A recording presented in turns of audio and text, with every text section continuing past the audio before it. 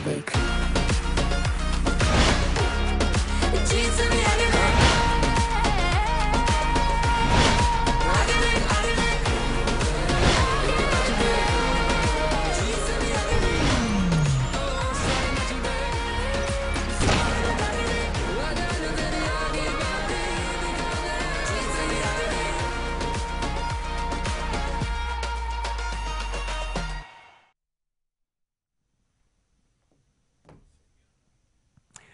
अस्सलाम वालेकुम once again एक दफ़ा फिर आपको K21 न्यूज़ पे खुशामदीद कहेंगे। PSL एडिशन 7 का आगाज़ हो गया है और एक दफ़ा फिर आपके सामने हाजिर खिदमत हैं। बात होगी कुछ PSL 7 के हवाले से। सीज़न में भी पहला मैच के हवाले से आज बात करनी है। बड़ा स्लो स्टार्ट हुआ है और ये एक्सपेक्ट नहीं किया जा रहा था कि इस तरह परफॉर्मेंस होगी, ख़ासतौर पर कराची किंग्स की।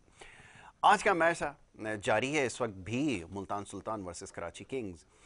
मुल्तान सुल्तान जो कि दिफाई चैम्पियन है और बड़ी ज़बरदस्त परफॉर्मेंस लास्ट सीज़न में उनकी रही थी, उसका सिलसिला इस बार भी जारी है। बड़ा कन्विंसिंगली उन्होंने मैच को जो है वो वन साइडेड किया है।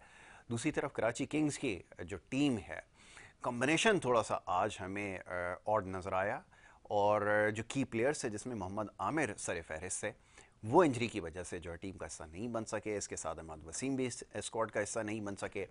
तो ये एक बड़ा सेटबैक था कराची की टीम के लिए और बड़ा लो टोटल जो है पहले मैच में उन्होंने सेट किया और जो एक्साइटमेंट होती है T20 क्रिकेट की वो भी कहीं नज़र नहीं आई।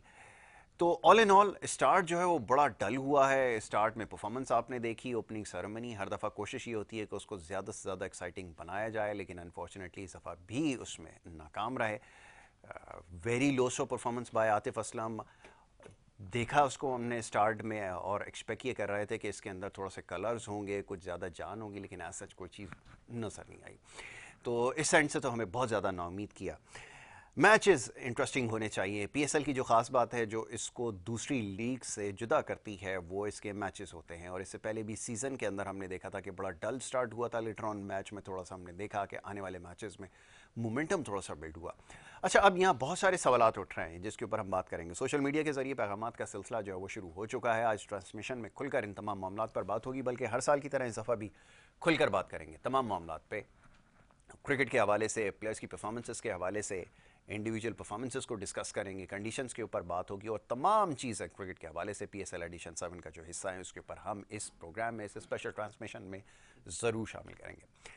जनाब, मेहमान हमारे स्टूडियोज़ में यहाँ पे तशरीफ़ फरमा है। मोअज़्ज़ज़ मेहमानों का पैनल, उसका तारुफ आपसे करवाऊँगा और उसके बाद हमारा जो गुफ्तगू का सिलसिला है वो जारी रहेगा। सबसे पहले हमारे जो मोअज़्ज़ज़ मेहमान हैं, पिछले कई सीज़न में हमारे साथ इस ट्रांसमिशन का हिस्सा रहे हैं। वर्ल्ड कप की जो हमारी एक्सक्लूसिव ट्रांसमिशन थी उसमें भी हमारे साथ यहाँ पर मौजूद रहे। बड़ा ज़बरदस्त तज्ज़िया और तबसरा करते हैं, बहुत सारे सवालात देखने वाले उनके लिए भेजते हैं और वो सिलसिला एक दफ़ा फिर अब शुरू हो गया PSL एडिशन 7 के साथ ही। मैं बात कर रहा हूँ जनाब जमील अहमद ख़ान साहब, जो क्रिकेट एनालिस्ट हैं और क्रिकेट ऑर्गेनाइज़र हैं और क्रिकेट से बड़ा पुराना आपका रिश्ता है, हमारी ट्रांसमिशन का हिस्सा है। उन्हें मैं वेलकम करूँगा। Thank you so very much Jameel भाई, बहुत शुक्रिया प्रोग्राम में वक्त देने के लिए। और उनके हमरा एक और हमारे बड़े ख़ास मेहमान, हमारी जितनी भी स्पेशल ट्रांसमिशंस क्रिकेट के हवाले से होती हैं उसका आप हिस्सा रहे हैं और आज का ये जो हमारा पहला प्रोग्राम है इसका एक दफ़ा फिर हिस्सा है। बड़ा ज़बरदस्त तज्ज़िया और तबसरा करते हैं, बल्कि कमेंट्री भी बहुत अच्छी करते हैं। ब्रॉडकास्टर हैं, ख़ुद जर्नलिस्ट हैं और क्रिकेट के हवाले से जो उनकी प्रेडिक्शंस हैं वो बड़ी ज़बरदस्त होती हैं। जनाब मुनीर उल हक साहब, एक दफ़ा फिर उन्हें वेलकम करूँगा। मुनीर भाई, thank you so very much once again. बहुत बहुत शुक्रिया यासर, थैंक यू। तो जनाब सबसे पहले जमील भाई, गुफ्तगू का आगाज़ आपके साथ। मैं तो कुछ ज़्यादा मुतमईन नहीं हूँ, मेरे पास कुछ कहने के लिए कुछ ख़ास नहीं है। मैं तो ये चाहता था कि PSL का जो पहला मैच था वो एक्साइटिंग होना चाहिए था। विकेट से पता चलता कि आज T20 क्रिकेट हो रही है। पहले ही 25% जो ऑडियंस है उसके साथ जब मैच का स्टार्ट हुआ, ओपनिंग सेरेमनी के अंदर कलर्स नहीं हो, क्राउड ना हो, शोर शराबा ना हो, तो वैसे ही आपका इंटरेस्ट कम हो जाता है। लेकिन क्रिकेट अगर इतनी पुअर होगी, इतनी डल परफॉर्मेंसेस होंगी, कैसे इसके अंदर चाम पैदा होगा, ये ज़रा बताइएगा।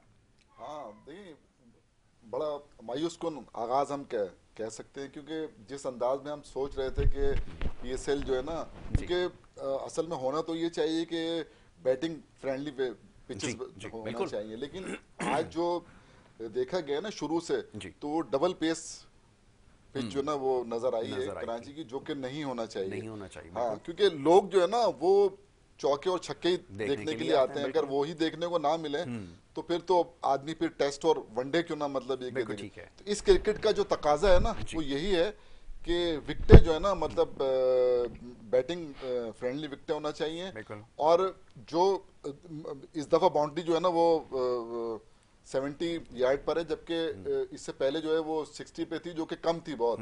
लेकिन भारत 75-70 के ऊपर हो ना तो मैं समझता हूँ कि बहुत मुनासिब। लेकिन जो जो देखिए कराची किंग की जो बैटिंग है वो जो नजर आई है ना, वो मुझे तो मिडिल ऑर्डर खास तौर पर बहुत उनका जो ना वीक नजर आया है।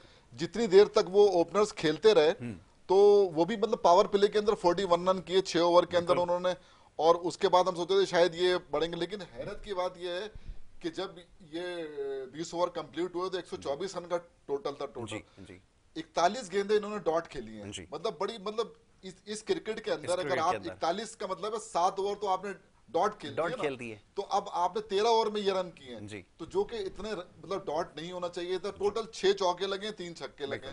तो इसको अगर आप मद्देनजर रखें तो मैं नहीं समझता कि किसी भी तरह से ये T20 की जो क्रिकेट है कराची किंग ने जो है मतलब उस अंदाज में नहीं खेला, क्योंकि वर्ल्ड क्लास मैं समझता हूँ इस वक्त बैट्समैन उनके पास बाबर आजम जैसा जो है नंबर 1 प्लेयर, फिर ये कि शर्जील जो है, तो उसके बावजूद जो है मतलब वो जो एक तकरीबन 150-160 हम सोच रहे थे विकेट पे बहुत अच्छा स्कोर होता, क्योंकि विकेट पर गेंद जो है ना इतनी आसानी से बल्ले पर नहीं आ रही थी। ठीक है। यानी आप अंदाजा कर लें कि दोनों टीमों ने 7-7 बॉलर जो है ना वो आजमाए हैं। लेकिन ये कि ये जो अब क्या कहते हैं 124 रन का जो टारगेट है वो बहरहाल ये कि मुझे लगता है कि वो चेस कर लेंगे, लेकिन 3 विकेटें तो बहरहाल उनकी गिर चुकी थी। अब मजीद जो है मैच कहां तक जाता है, लेकिन मैं समझता हूँ कि मुल्तान सुल्तान के लिए निस्बतन ये मतलब आसान, मुल्तान सुल्तान की टीम मुझे बहुत बैलेंस नजर आ रही है। मतलब जिसे हम पावर हिटर कहते हैं ना, रियल पावर हिटर, वो हमें मुल्तान सुल्तान के अंदर नजर आ रहा है। रूजोफी है, रिजवान को लेने मतलब रिजवान की फॉर्म भी आपके सामने है। फिर टीम डेविड को आप देख लें, पिछले सीजन में वो लाहौर कलंदर खेले थे, बहुत जबरदस्त उनकी फॉर्म है। खुशदिल शाह है, शोएब मकसूद है, मतलब एक मतलब और कॉम्बिनेशन अच्छा है। बिल्कुल बॉलिंग भी बहुत अच्छी है। इमरान ताहिर भी आ गए तो शाहनवाज धानी भी आ गए, मतलब एक बहुत बैलेंस टीम जो है ना वो उन्होंने उतारी है कराची किंग के मुकाबले में। कराची किंग की जो बॉलिंग है ना निस्बतन जो है ना वो ना तजर्बेकार हम कह सकते हैं, क्योंकि जाहिर है कि अगर अहमद वसीम उसके अंदर नहीं है और मोहम्मद आमिर नहीं है तो फिर उसको हम मतलब ये कि इतनी अच्छी मतलब ना तजर्बेकार बॉलिंग हम कह सकते हैं। बिल्कुल ठीक है।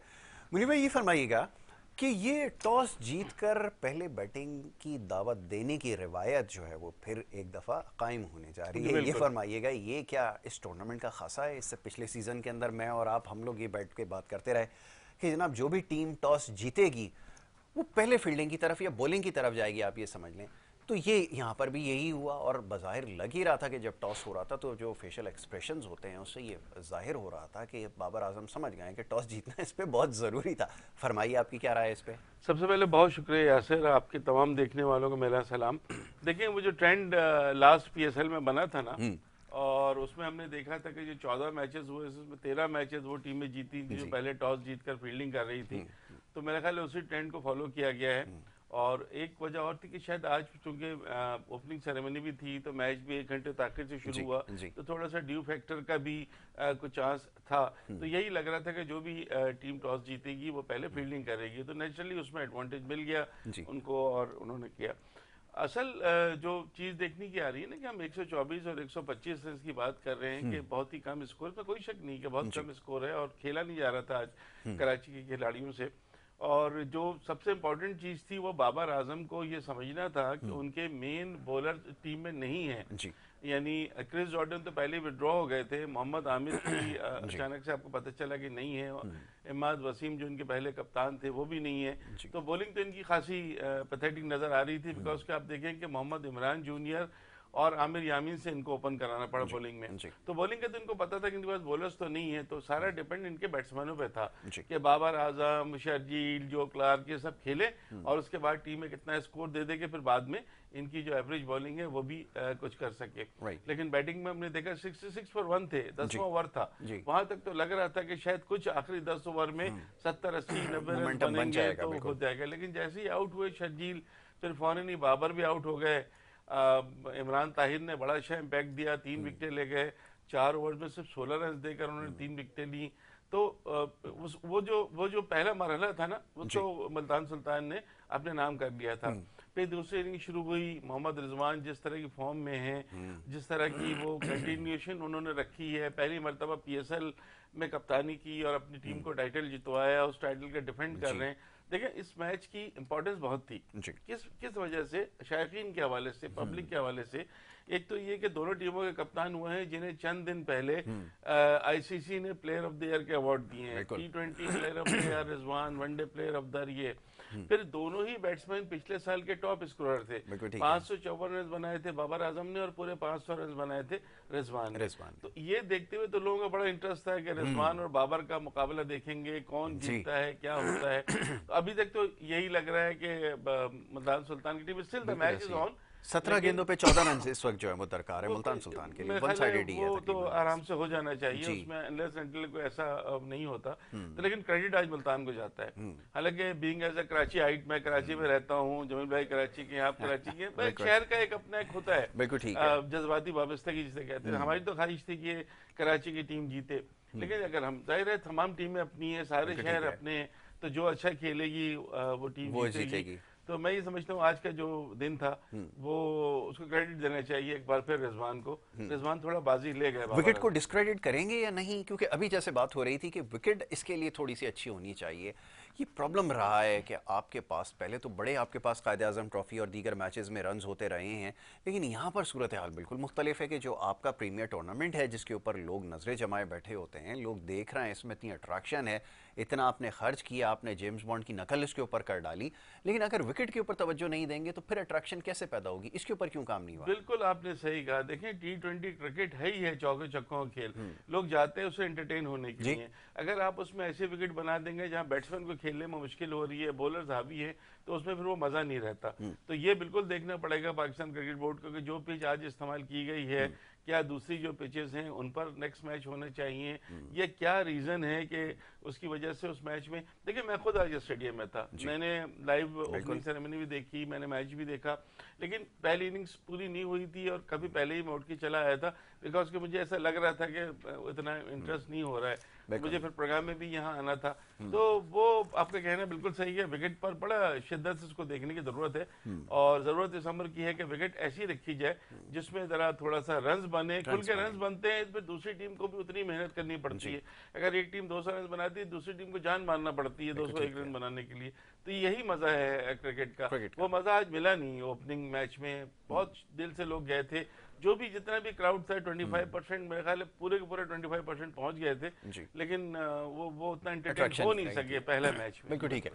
जिम भाई ये फरमाइए कि अब कराची किंग्स का कॉम्बिनेशन दो अहम प्लेयर के जाने की वजह से कितना मुतासिर हुआ, और अनसर्टेनिटीज़ बहुत ज़्यादा हैं। ये कोरोना के बाद से सूरत हाल ऐसी है कि पूरी दुनिया में क्रिकेट जो है इसकी वजह से हम देखते हैं कि एशेज सीरीज़ भी हो रही है, तो वहाँ पर भी प्लेयर्स जो अगर नहीं कोई कोरोना का शिकार हो गया मैनेजमेंट के अंदर तो बड़ा मुश्किल हो गया। वहाँ पर भी हमने देखा कि बड़ी टीम्स भी स्ट्रगल करती हुई नज़र आ रही हैं। यहाँ पर सूरत हाल क्या नज़र आ रही है, ये ज़रा फरमाइए कि अगर आगे अगर इसी तरह की सिचुएशन रही तो फिर तो बड़ा मुश्किल होगा और फिर बड़ा बेजान सा टूर्नामेंट रहेगा, क्या कहेंगे? देखिए मुझे मतलब बड़ी हैरत है, मतलब कराची की जो टीम है, मतलब उसकी जो कारकर्दगी है 2020 के अंदर वो चैंपियन थे जी, लेकिन उसके बाद जो है मतलब आमिर और एक अम्माद वसीम, जाहिर है वो दोनों ही अच्छे वर्ल्ड क्लास बॉलर हैं, T20 के बहुत अच्छे बॉलर हैं, वो आज शामिल नहीं थे। लेकिन देखिए जो अगर वो शामिल नहीं थे ना तो उनके जो बैट्समैन हैं अगर आज वो शामिल भी होते तो क्या हो जाता? ठीक है, वजह उसकी ये है कि जो टॉप ऑर्डर जो बैट्समैन है 5 से 6 नंबर तक के जो बैट्समैन है उनमें कहीं पर भी ये बात जो ना नजर नहीं आई कि वो मतलब चाहते हैं कि रन रेट जो है हमारा मतलब वो बड़े वो मतलब रन बनाने की कोशिश भी कर रहे थे तो रन मतलब नहीं, मतलब इस तरह का। देखिए दो चीजें इसके अंदर आती हैं, एक तो जो पिच के मुतालिक बात की है, मैंने भी की है, मुनीर भाई ने भी की है, वो उसका मेयार जो है ना ये पीसीबी को सोचना पड़ेगा कि अगर देखिए पिछले सीजन में हम यहाँ बैठ के ही कर दिया टॉस जीतो मैच जीत जाओ, ये चीज नहीं होना, ये खत्म होना चाहिए। अगर ये सिलसिला खत्म नहीं होगा तो फिर क्रिकेट का मजा नहीं आएगा। मतलब हर आदमी जो टॉस जीत के आधा मैच तो वैसे जीत जाएगा, नफसियाती तौर पे भी उसको मतलब बर्तरी हासिल होगी। तो इस चीज को खत्म होना चाहिए। आपको पता है ऐसा भी हुआ है कि जो टीम 4 मैच लगातार हार गई वो चैंपियन बन गए। बिल्कुल ऐसा ही हुआ है ना ऐसा। हुआ है ऐसा। तो देखिए बात ये है कि अभी जो जो जिस तरह की शुरुआत, अभी तो चले पहला मैच है, लेकिन मुझे पता नहीं क्यों कराची की टीम की जो मिडिल ऑर्डर बैटिंग है वो निस्बतन जो है वो कमजोर नजर आ रही है। हाँ मतलब, लेकिन जो जैसे वो अच्छा अब जो जैसे ये जो टीम है मुल्तान सुल्तान की बड़ी बैलेंस टीम नजर आ रही है। ये देखने वालों को बता दें कि जो मुल्तान सुल्तान की टीम है उसने मैच अपना जीत लिया 7 विकेटों से, बासानी वन साइडेड मैच था वो। हाँ वो मतलब यही तो वो थी, तवक्को भी यही थी कि वो जो ना ये बहुत आसानी से कर लेंगे, क्योंकि जो जिस तरह की रिजवान की फॉर्म है, और रिजवान ने इसको मैच को फिनिश किया, उसकी फॉर्म को नजर ना लगे, अल्लाह ताला जो है मतलब, और वो जिस तरह की फॉर्म उसकी चल रही है, ये मैं समझता हूँ ना सिर्फ ये पीएसएल के लिए बल्कि पाकिस्तान के लिए बहुत जरूरी है कि वो ये फॉर्म अपनी जो है बरकरार रखें। दिल भाई इसका जवाब दीजिएगा कि पिछले सीजन में भी हमने देखा था कि ये जो मैचेस होते हैं जिसमें बहुत ज्यादा अनसर्टेनिटीज होती हैं, आगे जाके प्रॉब्लम करती हैं टीम्स के लिए कि वहां पर रन रेट जो आपका नेट रन रेट है वो कम हो जाता है। अब कराची का अगर इतना पुअर स्टार्ट होगा, ये प्रॉब्लम आगे जाके आपको होगी। और अगर जैसे भी बात हो रही थी कि जो की प्लेयर्स हैं अगर वापस नहीं आते किसी वजह से या इंजरी थोड़ी सी प्रोलॉन्ग हो जाती है, फिर आप क्या करेंगे? क्योंकि यहीं से आपको स्टार्ट से अगर आप बड़े रन्स करेंगे तो फिर आगे आपकी पोजीशन ऐसी होगी कि आप सस्टेन करेंगे, अदरवाइज तो आप तो निकल जाएंगे। हर टीम की जो है ना ख्वाहिश जो है ना वो ये होती है कि किसी तरह से भी हम जो है मतलब ये कि टॉप 4 में जाएं जी।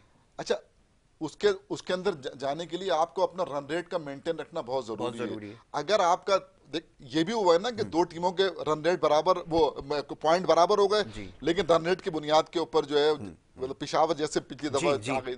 तो ये जो चीजें होती है ना, ये अभी तो ये शुरुआत है महसूस, लेकिन जब ये मैचेस खत्म होंगे, 30 मैच होंगे ना इस पूल मतलब ये के ग्रुप लीग के, ये 30 मैच जब खत्म होंगे तो पोजीशन जब क्लियर होगी, हर टीम जब अपने 10-10 मैच खेल लेगी, जब पोजीशन क्लियर होगी कि कौन सी टॉप टीमें जो है वो आएंगी प्ले ऑफ के अंदर, तो वो जो है ना वो बड़ा इंपॉर्टेंट रोल जो है ना प्ले करेंगे, वहां जाकर पता चलता है। अच्छा, इसके ऊपर हमारी गुफ्तगू जो है वो जारी रहेगी। एक छोटी सी ब्रेक के लिए कहा जा रहा है, एक छोटी सी ब्रेक ले लेते हैं, ब्रेक के बाद वापस आते हैं, गुफ्तगू जारी रखेंगे। आप देखते हैं हमारी special transmission PSL addition 7।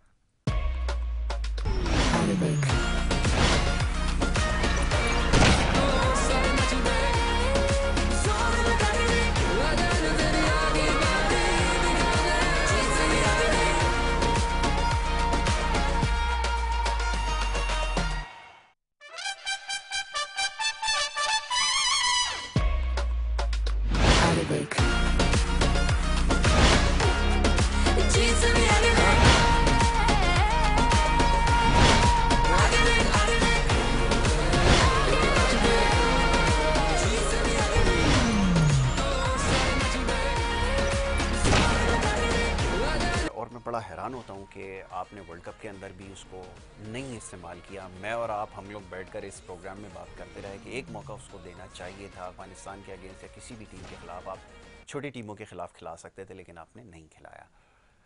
Consistent performer, yet on the spot है, उसको पता है मैंने किधर गेंद करनी है, उसके निशाने पक्के हैं। अभी तक मैंने किसी भी बॉलर को इंक्लूडिंग आमिर को भी मैंने ऐसी बॉलिंग करते हुए नहीं देखा। क्या कहेंगे, क्यों इसको नज़रअंदाज किया जा रहा है? आज भी उसने इतने अरसे के बाद मैच खेला और क्या परफॉर्मेंस है, ये फरमाइए। या सर देखिए, अगर आप में नेशनल टैलेंट है और आप मेहनती भी हैं तो फिर प्लेयर बहुत आगे निकल जाता है। ये दोनों चीज़ें क्वालिटी हम देखते हैं कि शाहनवाज धानी में जिस तरह हम्बल बैकग्राउंड से आया और जिस तरह अपने आप को इसने किया, बहुत ही पैशनेट क्रिकेटर है, जान मारता है और उसको पता है कि लाइन और लेंथ को किस तरह काबू में रखना है। बहुत अनलकी है कि उसको इतना मौका नहीं मिल रहा है, बिकॉज के वो शाहीन आफरीदी और हसन अली और हारिस रोग को ज़्यादा प्रेफर किया जाता है उसमें। लेकिन अगर हम टेस्ट सेट की बात करें तो कायदम ट्रॉफी में भी इसकी परफॉर्मेंस है और T20 में ही परफॉर्मेंस है। बहुत कम बॉलर ऐसे होते हैं जो लॉन्गर फॉर्मेट और शॉर्टर फॉर्मेट दोनों में, यानी रेड बॉल वाइट बॉल दोनों में हो, तो ये तो चीज़ हमने देखी है। और मेरा ख्याल है कि आपका बिल्कुल कहना सही है कि इनको बहुत पहले ट्राई करनी चाहिए था और कंसिस्टेंट इनको खिलाना चाहिए, वरना ये फिर ज़ाया करने वाली बात है। बना देंगे आप हाँ, फिर वही वाली बात होगी कि वो 600 विकेट लेंगे तो एक टेस्ट खिला के बस उसको नाम कर देंगे, वो चीज़ नहीं होनी चाहिए। ये ठीक है, वसीम जूनियर भी बहुत अच्छे बॉलर हैं, वो भी बहुत मेहनती बॉलर हैं, बैटिंग का भी एडवांटेज है, लेकिन दोनों को साथ साथ चलाना चाहिए।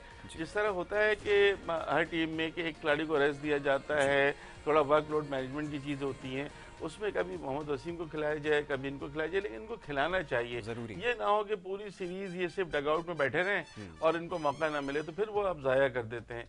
हर किसी से अगर आप किसी से ही पूछेंगे तो शाहनवाज धानी की हर कोई आपको तारीफ करता हुआ नजर आएगा, किसी में भी ऐसा नहीं होता। अभी हमारी जो एक तंजीम है Sajjad Sindh sports journalist association, उन्होंने इनको गोल्ड मेडल भी दिया इनके उस पर। जमील भाई भी हमारे उसमें जो है अपनी सरगर्मियों पर, स्पोर्ट्स की सरगर्मियों पर उनको भी माशाल्लाह अवार्ड दिया गया, और ये हकदार हैं इसके, इस तरह क्लब लेवल के लिए काम करते हैं। तो हौसला अफजाई बहुत ज़रूरी होती है। अगर हौसला अफजाई होगी तो ही आप चीज़ों को आगे बढ़ाएंगे। मेहनत से इन्होंने अपनी जगह बना ली है, टीम में आ गए हैं। एक इंटीरियर सिंध के एक बंदे का जो बहुत ही पुअर बैकग्राउंड, जिसे गुरबा से ताल्लुक़ रखता हो, या बड़ी मुश्किल से क्रिकेट खेलने का मौका मिलता हो, वहाँ से अपने आप को लाना, सेट होना, अब हमारी मैनेजमेंट का काम है कि इसको पूरी तरह से मौका को ज़ाया ना होने दिया जाए। ये है, मैं थोड़ा सा इसमें ऐड करूँ। जरूर जरूर। देखिए बात ये है कि ना धानी के खेलने से एक तो ये फायदा होगा कि इंटीरियर सिंध की क्रिकेट जो है ना वो बहुत ऊपर जाएगी, बूम मिलेगा उसको। अच्छा, अब अगर इस तरह जो है ना उसको बेंच पे बिठा के और अगर हम ज्यादती का मुजाहरा करेंगे ना, मैं ये नहीं कहता हूँ, लेकिन आप ये देखें कि जो पिछला जो वो था क्या कहते हैं PSL था, उसमें इसने 20 विकेटें ली थी ना, इसकी बुनियाद पर वो टीम में आया था। बिल्कुल। आपने क्या किया कि आपने, चूंकि आपको नहीं खिलाना था जी, उसको, देखिए हर पता होता है ना कि ये अंदर आएगा तो फिर ये बाहर नहीं जाएगा, तो आपने उसको टेस्ट टीम में डाल दिया जी, जहां उसकी जगह ही मत। ये अलग बात है कि उसने काइजर ट्रॉफी में बहुत अच्छी बॉलिंग की थी, लेकिन जब वो टीम का सिलेक्शन उसका हुआ था तो वो PSL की बुनियाद पर हुआ था, वहां उसने बहुत अच्छी बॉलिंग की थी।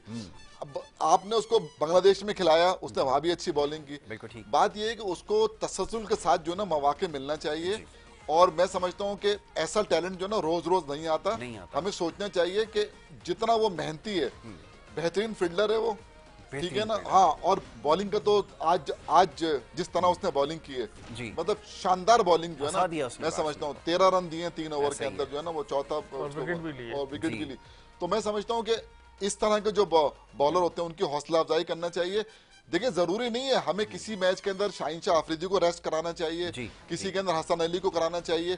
टीम अब जैसे बांग्लादेश की टीम थी ना, वहां पर अगर तीनों मैच भी खिला देते ना तो कोई इतना मतलब फर्क नहीं पड़ता, प्लेयर ऐसे ही बनाए जाते हैं। लेकिन अगर आप जो है उसको बेचारे को अगर सही मौका नहीं देंगे तो मैं समझता हूँ कि इस वक्त जो है ना उसके साथ जो है ना बहुत ज्यादती है, क्योंकि इस वक्त वो मेरे हिसाब से जो है ना अपनी प्राइम फॉर्म में। बिल्कुल ठीक है, लेकिन ये डबल स्टैंडर्ड्स, अब ये तो मैं नहीं पूछूंगा कि क्यों है, ये तो हमारा एक वतीरा रहा है ना हमेशा से कि आप जब हारिस रऊफ को सपोर्ट करने पर आते हैं तो आप हर तरह कोशिश करते हैं कि किसी तरह उसकी टीम में जगह बना दी जाए, चाहे वो टेस्ट हो, चाहे वनडे हो, चाहे T20 हो, चाहे उसकी परफॉर्मेंस हो ना हो।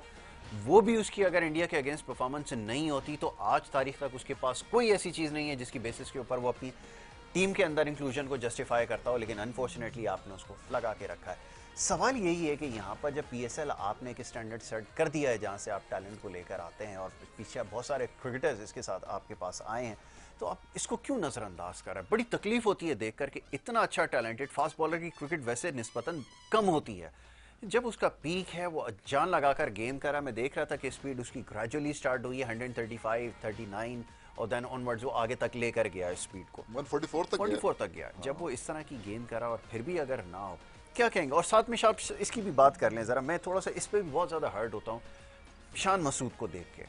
बहुत अच्छी फॉर्म में था, लास्ट टाइम भी हमने देखा उसकी बैटिंग के अंदर एक अच्छा चेंज आया। आज भी उसने जो है वो 26 रन किए 18 गेंदों पे, 2 चौके और 1 छक्का लगाया और स्ट्राइक रेट 144 का स्ट्राइक रेट था। इसके ऊपर क्या कहें? देखिए, एक तो शान मसूद जो है टेक्निकली बड़े परफेक्ट हैं और आज बड़े फ्लो से खेल रहे थे, फ्लो नज़र आ रहा था उनकी बैटिंग पर। लकीली बड़ी इनिंग नहीं खेल सके, लेकिन टीम ने बहुत किया, टाइमली स्कोर किया। रिगार्डिंग हारिस रऊफ और शाहनवाज धानी, मैं ये कहना चाहूँगा आपको कि हारिस रऊफ की पोटेंशियल से मुझे कोई वो नहीं है, वो भी पोटेंशियल है, नेचुरल स्पीड है उनकी, और बिग बैश ठीक से सामने आए और फिर लाहौर कलंदर्स ने उनको थोड़ा सा प्रमोट किया, नो डाउट। लेकिन अगर आप एक खिलाड़ी जो इक्वली टैलेंटेड हैं या शायद मेहनत में शाहनवाज उससे भी दानी आगे हैं। आगे हैं, और उसको मुस्तकिल अगर आप इग्नोर करेंगे ना तो फिर वही बात आ जाती है जो आपने बात की दाबिश की, या हमने बात की फवाद आलम की कि 10 साल तक उनको बिठा दिया और कुछ नहीं कहा। तो ये चीज़ अब नहीं, हम और आप इसीलिए यहाँ बैठे हैं यासिर, मैं हूँ, जमील भाई हैं, आप हैं, कि हमें इन चीज़ों को फोकस करना है, इन चीज़ों को हाईलाइट करना है। अगर हम नहीं करेंगे तो फिर हम अपने साथ भी ज्यादती करेंगे, उनके साथ तो खैर ज्यादती कर ही रहे, तो हमें हर चीज़ को देखना होगा। अब अगर आज के मैच पे बात करते हैं तो हमें एक बार फिर देखिए मोहम्मद रिजवान की बहुत तारीफ करनी पड़ेगी।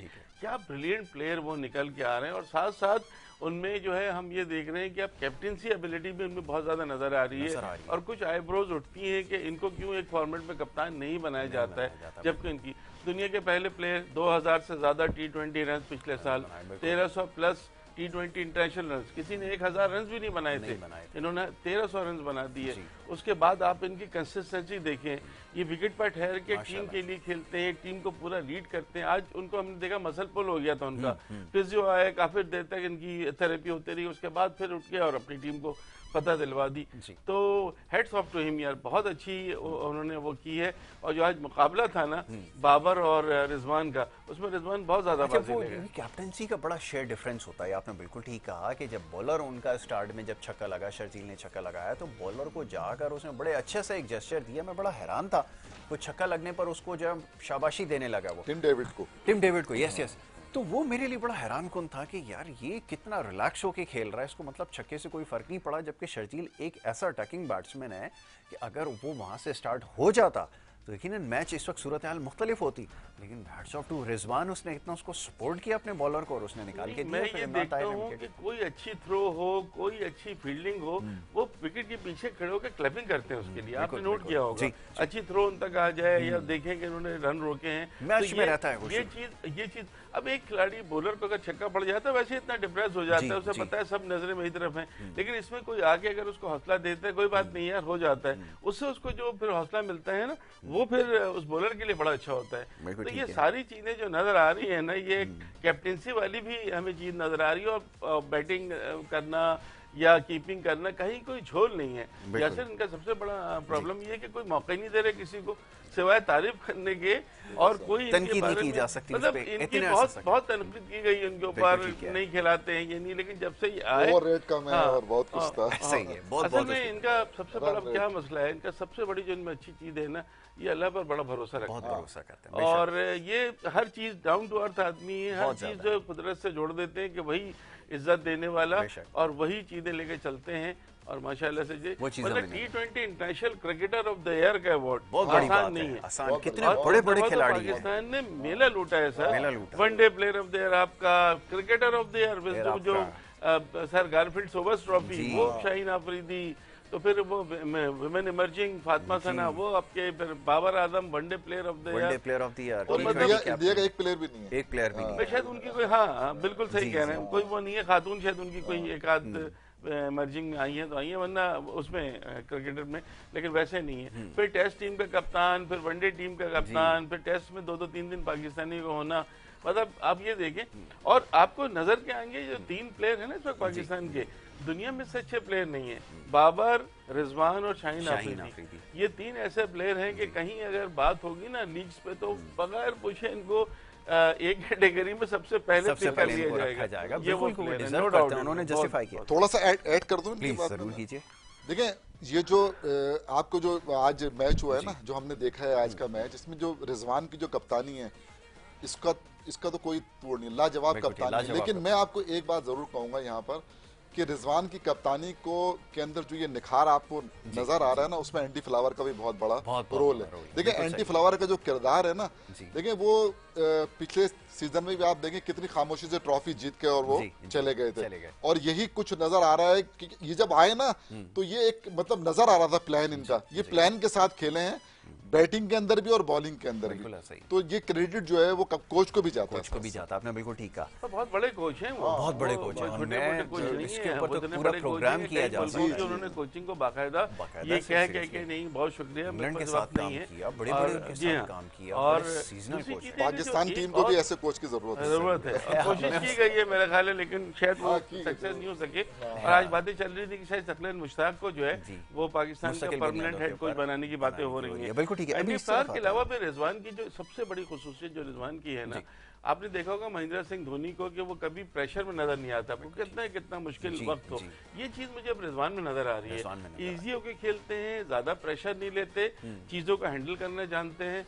तो मैं तो दुआ करता हूँ, बहुत यकीन है कि जो बोलेगा ना वो बड़ा इतना एतकाद सबका है, हम सबका एतकाद है, मगर हम सब थोड़ा सा भटक जाते हैं ना, डर जाते हैं। ये वो वाहिद है कि जिनका बहुत एतमाद है और इनके एतकाद को और एतमाद को देखते हुए सबसे अच्छी बात ये है मुझे जो इन बच्चों में लगती है आजकल के, वो पुराने के मुकाबले में जिनके कॉलर बहुत ज्यादा खड़े होते थे, मैं बिल्कुल बर्मला इस चीज का इजहार करूंगा कि अपनी आंखों से सारी चीजें विटनेस करता आया हूँ, ये बहुत ज्यादा डाउन टू अर्थ भी हैं, बहुत ज़्यादा समझदार भी हैं, और अब इनको पता भी है कि किस तरह हमने जो है वो फैंस के साथ किस तरह हमने ट्रीट करना, उनको बिहेव कैसे करना है, ये सारी चीज़ें इनको शायद आती भी हैं, बहुत ज़्यादा सिंपल भी हैं, और बातों से भी वो चीज़ रिफ्लेक्ट इस मकाम पे पहुंचने के बावजूद जो है ना अभी तक जो है ना गर्दन में सरिया नहीं आया। कहा यही जाता है कि अगर एक सेंचुरी वाले आज आप देखें मैन ऑफ द मैच भी यही होंगे, मैन ऑफ द मैच भी यही होंगे। देखिए इंसान को परखने की दो ही चीजें होती है, उसे कोई मकाम दे के या उससे वो मकाम छीन के पहचानो। तो ये अब मकाम दिया हुआ है, लेकिन देखें कितना डाउन टू अर्थ। ठीक है, चलो बॉलिंग की तरफ आता हूँ जरा। मैं दोनों हजरात से जरा इस बारे में बात करूँ। आमिर यामीन 2 ओवर, कोई मिडे नहीं, 14 रन, कोई विकेट नहीं, 7 की इकोनॉमी से रन दिए। मोहम्मद इमरान ने 2 ओवर किए, 22 रन दिए। इलियास ने 1 ओवर किया, 2 रन दिए, 1 विकेट ली है। उमैद आसिफ 2 ओवर किए, 10 रन दिए। मोहम्मद ताहा 4 ओवर किए, 32 रन दिए। लुइस ग्रेगरी ने 3 ओवर किए, 19 रन दिए। मोहम्मद नबी ने 2.1 ओवर, 8 रन दिए, 2 विकेटें हासिल की हैं। इतने सारे बॉलर आजमाए गए, लेकिन अनफॉर्चुनेट ये रही कि स्कोर जब 124 बोर्ड पे होगा, कैसे डिफेंड करेंगे, कैसे मुमकिन हो सकता है? वजह ये कि इनमें से कोई एक बॉलर रिजवान को क्लीन बोल्ड करता है, रिजवान ने सबको जो है वो सबको आउट कर दिया। जी जमील भाई, देखिए बात असल में ये है कि ये जो इसमें जो ना कप्तानी का भी जो है ना फुकदान नजर आ रहा है ना।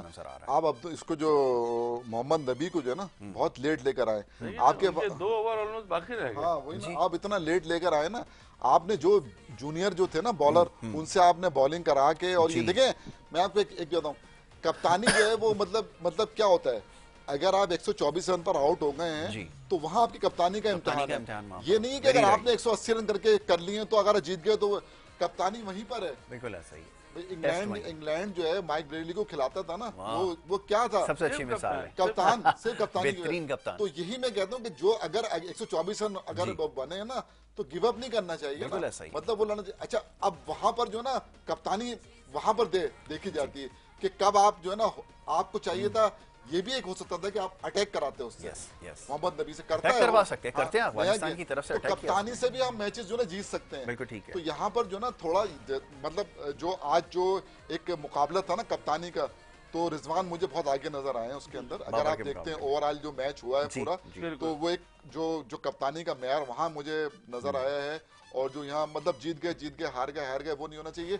कप्तानी से पता चलना चाहिए कि जी हम जो है मतलब ये कि मैच जो है ना अगर हारे हैं तो 19.3 ओवर नया ऑप्शन उन्होंने खोल दिया है जमील भाई ने, एक नया ऑप्शन खोल दिया। एक चीज और होती है कि जब आपका स्कोर कम होता है तो आपको डिफेंड करने के लिए ना ऑल आउट जाना होता है, क्योंकि आपको विकेटें चाहिए होती है। अगर आप विकेटें नहीं लेंगे तो फिर आप इतने छोटे स्कोर को डिफेंड नहीं कर सकते। अब देख लें यहाँ 100 रन तक एक ही खिलाड़ी आउट था, विकेटें आपको नहीं मिली, उसके बाद आराम से मैच जीत गए। तो ये चीजें भी बड़े काउंट करती हैं कि यहाँ पर कप्तान किस तरह से, अब बिल्कुल नबी का सही पॉइंट उठाया जमील भाई ने कि नबी इस वक्त बेहतरीन बॉलर है, और इनका इन तमाम बॉलिंग अटैक में सबसे ज्यादा अगर किसी बॉलर पर नजर जाती है नबी आते, लेकिन वो सबसे नीचे नजर आ रहा है बॉलिंग फिगर में। इसका मतलब है कि बाबर आजम में कहीं ना कहीं कोई ऐसी चीज थी कि नबी को उस वक्त लाना चाहिए था जिस वक्त सेकंड विकेट की पार्टनरशिप चल रही थी, कहीं पे बीच में करना, क्योंकि इनके पास बॉलिंग ऑप्शन है नहीं। मैं ये देख रहा हूँ उनके पास बॉलिंग ऑप्शन है नहीं कि जिसको, लुइस ग्रेगरी भी अच्छे बॉलर है लेकिन वो भी आज इतना सक्सेसफुल नहीं रहे। पाकिस्तान में नहीं, ये भी है, पाकिस्तान में नहीं है, पेशावर ज़ल्मी से भी खेले लेकिन बिल्कुल सही पॉइंट है, बिल्कुल ठीक है। अच्छा जी, अब कुछ थोड़ी सी बात कर लेते हैं अब कल के मैच के हवाले से। मेरे ख्याल में आज के मैच में हमारे पास इतनी गुंजाइश रही नहीं है, क्योंकि मैच हम जैसा सोच रहे थे, जैसी एक्सपेक्टेशन से बिल्कुल वैसा नहीं हुआ। अगर कोई 160-170 की भी गेम होती तो शायद कुछ बात करने के लिए होता। बड़ी ऑर्डिनरी सी परफॉर्मेंसेज है, कम्प्लीटली वन साइडेड मैच था जो मुल्तान सुल्तान ने जीता। कल के फिक्सचर के बारे में क्या कहेंगे, और ख़ासतौर पे कोटा ग्लैडिएटर्स एक पिछला सीज़न जो है वो शायद किसी नाइटमेयर से कम तो नहीं था, सरफराज के लिए भी और कोयटा ग्लैडिएटर्स के लिए भी जी।